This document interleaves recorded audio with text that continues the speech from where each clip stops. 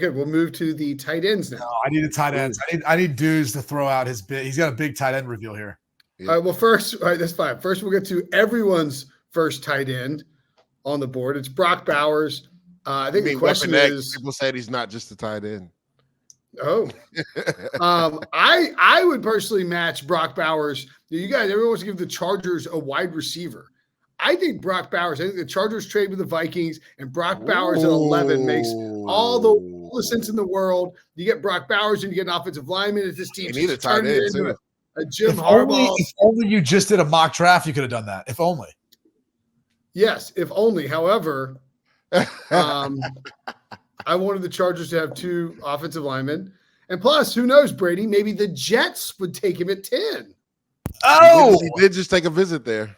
Yeah, I mean, odds-on favorite, too. I think he would be a nice little change-up for them. And the way Rodgers would be able to use him down the field, isolate Garrett Wilson, still have your running backs. And I also, again, I think the Jets can find value to whoever that compliment is to Garrett Wilson in the second and third rounds. I think you could find really good wide receivers still to impact this roster. So it was that. And it was also like, it would be kind of funny to never give Aaron Rodgers a first-round drafted wide receiver. So I would like keep that. That's true. He's never had that.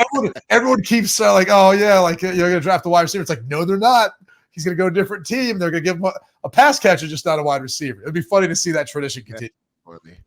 Yeah, I had Brock Bowers going.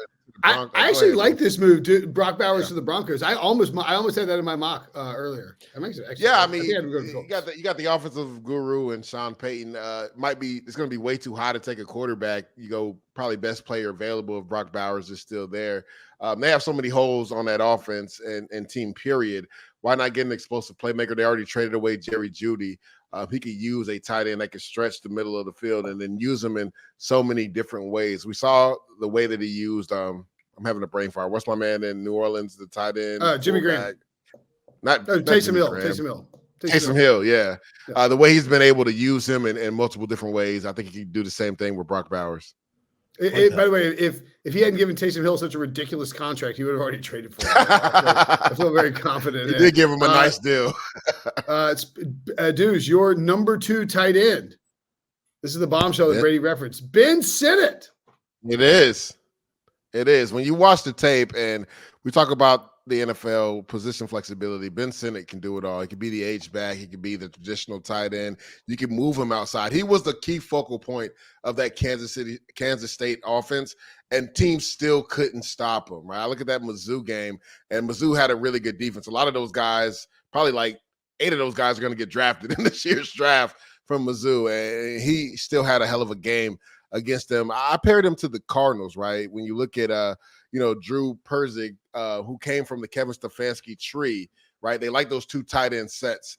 They really like the tight end they took a few years ago from Colorado State. He has a real rapport with Kyler Murray. I think the 2 tight end set makes a lot of sense with the Cardinals. So I have him going to the Cardinals. Trey McBride? Trey McBride, yeah. Yeah. Brady, where do you have Ben Sinnott going, I assume in the first round? No, not in the first. I think Bowers is the only one probably going the first.